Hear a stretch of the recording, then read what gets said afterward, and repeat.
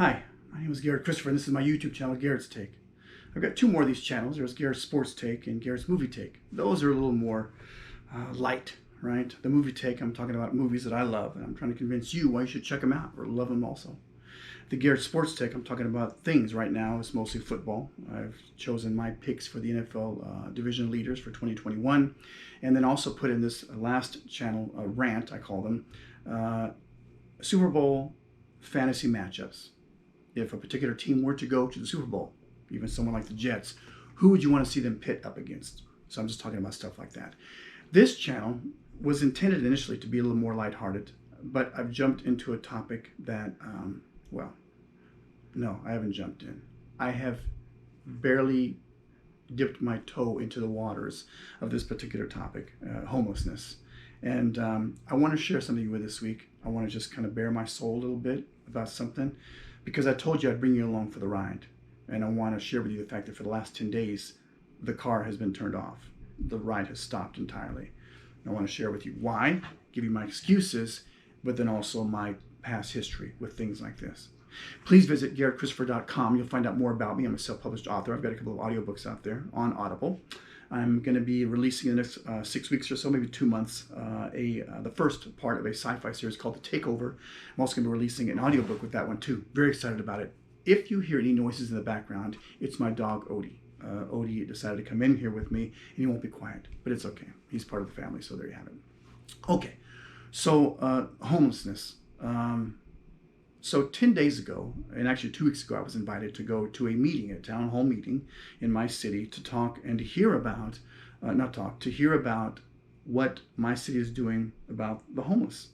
And I did view the YouTube video after the fact. I couldn't go that night. I had a previous engagement, and which was important. It was a family thing. It wasn't just like, hanging out, going to the movies. It was a very important thing that I had to be there for that.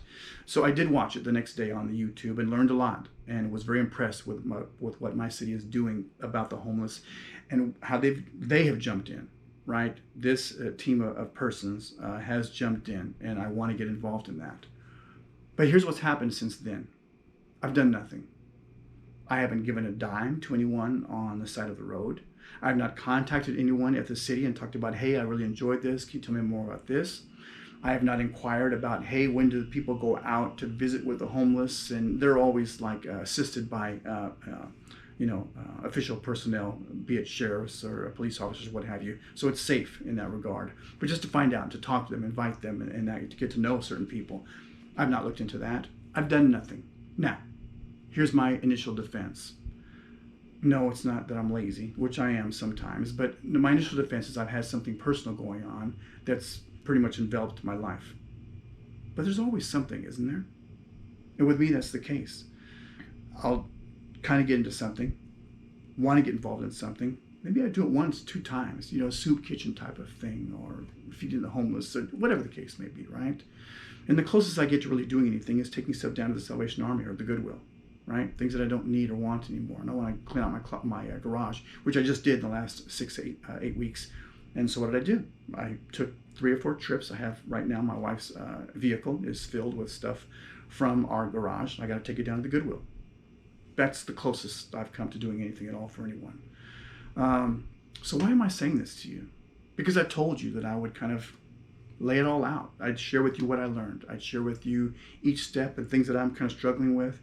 This idea that if you do help someone on the street, you're actually handicapping them from receiving the help that the city has and is providing.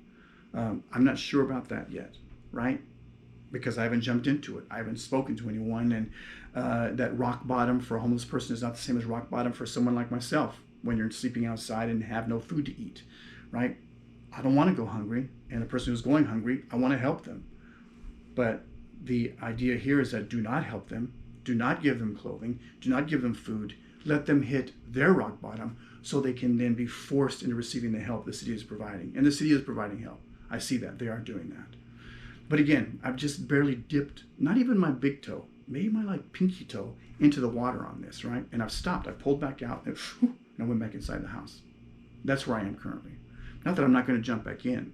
Not that I'm not going to get involved at some point in time. And again, my excuse is I've got something very large personally going on. However, For that person on the street, is my dilemma more important than what they have going on? That their next meal, their next life, the place, do they know they have a place they can go?